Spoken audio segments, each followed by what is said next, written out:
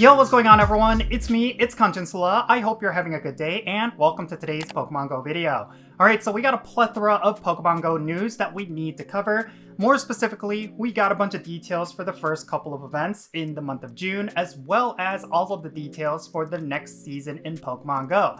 In my opinion, this might very well be the absolute best season we've ever had, and the reason for that is because of a lot of the stuff that Niantic has in store for all of us as players. Now, before we get into the details for this upcoming season of Shared Skies, let's first go over a couple of events that are going to be happening in the month of June. June 2024 is going to kick off with the Stadium Sites event, and this event is going to be in conjunction with Pokemon Go Fest in Sendai. This event is going to start on Saturday, June 1st at 10 o'clock a.m. local time, and it's going to go until Tuesday, June 4th at 8 o'clock p.m. local time. During this event, we're going to see the following wild encounters: Pidgey, Zubat, Doduo, Gligar, Hitmontop, Meditite, Staravia, Emolga, Mienfoo, Noibat, and Cutiefly. And then hatching in 7-kilometer eggs, we're going to see Galarian Farfetch'd, Riolu, and Emolga. The bonuses during this event are as follows. We're going to get 1.5 times the amount of candy for hatching Pokemon, and you're going to get 1.5 times the amount of Stardust for hatching Pokemon. In field research tasks, you're going to see Pidgey, Zubat, Doduo, and Emolga, and then there's also going to be a paid timed research for $1.99 USD, and it's going to include encounters with Emolga, 1 Super Incubator, and 20 Emolga candy. So yeah, pretty straightforward. This event is going to be all about the Pokemon Emolga, and that makes sense because that's one of the highlighted Pokemon for Pokemon Go Fest in Sendai, and I'm really looking forward to this event because it's pretty simple. It's not necessarily something game-breaking, but it's a very small event that's going to be in conjunction with Pokemon Go Fest, which I prefer because for all the people who are not attending Sendai, this is a little bit of a something for them to actually enjoy while all those players are out and about grinding over in that city. Now, there is another event that's going to be happening in the month of June, and this is going to be right after that Emolga event, and this is going to be the Slumbering Sands event. This is going to be happening on Friday, June 7th at 10 o'clock a.m. local time, and it's going to go until Wednesday, June 12th at 8 o'clock p.m. local time. This event is going to see the debut of a new costume family, and it's going to be Slackoth, Vigoroth, and Slacking wearing a visor. And I actually think these Pokemon look really cool with this new costume, and of course their shiny forms are going to be available as well, and I do predict they're going to be quite rare. Now, during this event, you're going to get double experience for catching Pokemon, so if you are in need of experience in order to level up your trainer, then this event is definitely going to be just for you. We're also going to see a bunch of event-themed Pokemon when you take snapshots, so if you're trying to get your medal for a bunch of snapshots, then this is going to be a great event. Now, there's going to be the following wild encounters during this event. We're going to see Psyduck, Slowpoke, Drowsy, Mareep, Slackoth wearing a visor, Oranguru, and Sandygast. And then some trainers might encounter Munna and Komala. Now, what's going to be really cool about this event is that this is going to be the shiny debut for Komala.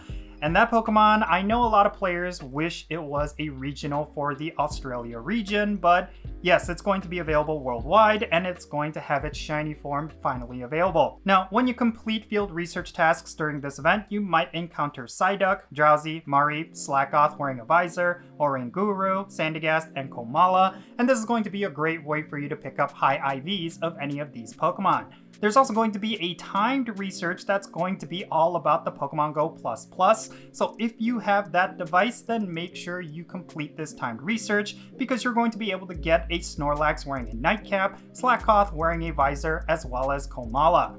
There's also going to be a paid timed research for $2 USD, and it's going to award you with a Komala backpack avatar item, encounters with Komala and Slackoth wearing a visor. You're also going to be getting Stardust, Experience, Silver Pineapple Berries, and more. Of course, during this event, there's going to be a collection challenge, probably themed around all of the event Pokemon, and that's going to award you with a lot of really cool stuff like Stardust, Experience, as well as an encounter with Komala. And then Pokestop showcases are also going to be available, and I'm guessing that it's going to be all about Slackoth and Komala. So if you get yourself an XXL version of any of those Pokemon, make sure you save them because you will definitely want to use them for these Pokestop showcases. So yeah, June is stacked with two very solid events. The first event is of course on a much smaller scale and it's going to be themed around one Pokemon, but the second event is going to be more akin to what we've always wanted for events. We're going to have ourselves a cool costume Pokemon that is also somewhat meta relevant in some ways, like Vigoroth with a visor is going to be somewhat useful in the Great League and a great way for you to show off.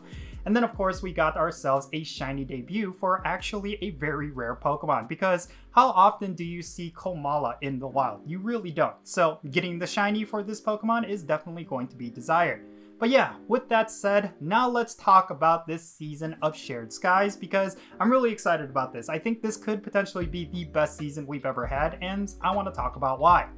The biggest highlight for this season is, of course, what's coming at Pokemon Go Fest. This year is going to see the debut of both Duskmane Necrozma and Dawnwing Necrozma, along with Necrozma itself. These are going to be huge game changers, and it is imperative that you get both of them this summer.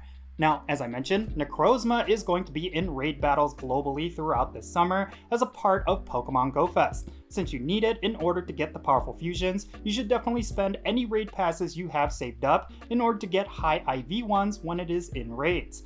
This season is also going to introduce the debut of the mythical Pokemon Marshadow. It will likely be an exclusive to ticket holders for any of the Pokemon Go Fest events, so do keep that in mind.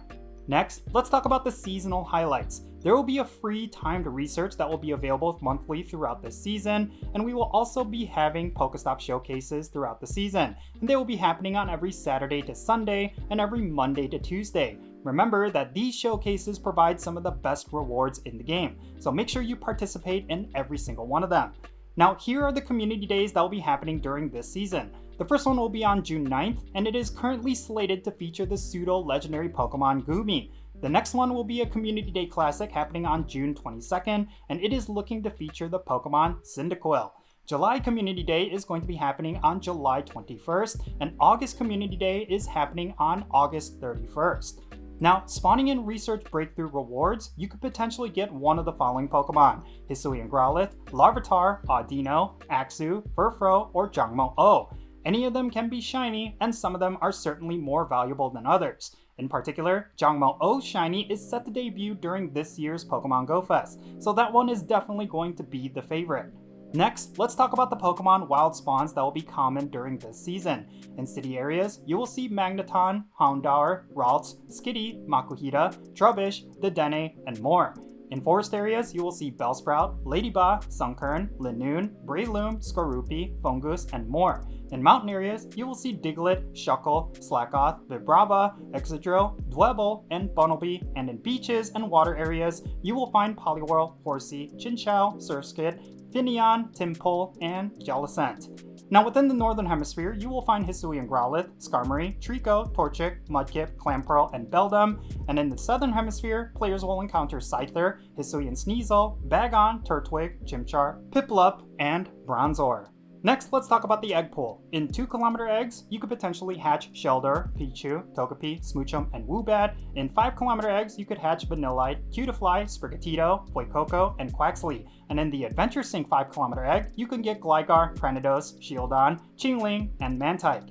Now, in 7km eggs that you get from friends, you could hatch a Alolan Geodude, Galarian Slowpoke, a Alolan Grimer, Galarian Farfetch'd, or Galarian Stunfisk. And in 7km eggs that you get from routes, they could hatch Hisuian Growlithe, Paldean Wooper, Hisuian Sneasel, Ponyard, or Carbink. Finally, in 10km eggs, you could potentially hatch Tyrant, Amara, Goomy, Carbink, or Charcadet. And in 10km eggs from the weekly Adventure Sync, you could get Emolga, Dino, Goomy, Rockruff, or Turtonator. Now to cap it all off, these will be the bonuses during this season. First, you will be able to do one additional special trade per day. Second, trainers that are level 31 and above will also have a higher chance of getting XL candy when walking their buddy Pokemon. And you will also get increased experience from your first catch of the day. So yeah, big stuff. This is going to be a very epic season. I mean, yeah, some of the event bonuses are not necessarily that exciting, especially for people who do not often trade Pokemon. But I think you cannot discount the fact that we're going to be getting extra XL candies when we walk our Pokemon. That means if you're walking legendaries, you're going to get yourself more XL candies. But really, it's going to be all about walking those Pokemon that give you more candies at a much lower frequency, but they're actually really difficult to farm, like for example pseudo-legendaries. So this is definitely going to be a very good season, and I do predict that a lot of cool things are going to happen. I mean, naturally, there's going to be a lot of hype because of Pokemon Go Fest and with the introduction of Necrozma and its fusions, but overall, I think this is going to be something good because a lot of players have been wanting a lot of these things for a very long time, and I do think that when it comes to Pokemon Go, this is definitely going to be a good time for you to go all out. But yeah, in any case, that's going to be it for this video. Now, let me know your thoughts regarding this season, as well as the events in June down below. What is something that you are looking forward to? Definitely share what that is, and let's have a great discussion. And thank you so much for making it all the way to the end of this very long video. If you ended up enjoying it, make sure you hit that like button and subscribe if it's your first time here. And also don't forget that little bell so you can stay up to date on whenever I upload videos. And I want to give a quick shout out to every single patron on Patreon. You make this channel content possible. If you want to support the Jinsula channel, the absolute best way you could do so is by clicking on the links in the description below, and one of them will take you to my Patreon page. And if you become a paid Patreon member, you get a permanent spot on my in-game Pokemon Go friends list. So if you want to interact with me in some way within Pokemon Go, like with remote raids or the friendship system, make sure you go and check out my Patreon. And if you want to support my channel in a very different way, you can do so by following me on social media. My handle is @Jinsula, and I'm on the platforms that you see on screen. Make sure you go over there and give me a follow. Alright, and that's going to be it for this video. I'm Jinsula. Be safe, have fun, love yourself, and I'll catch you all later.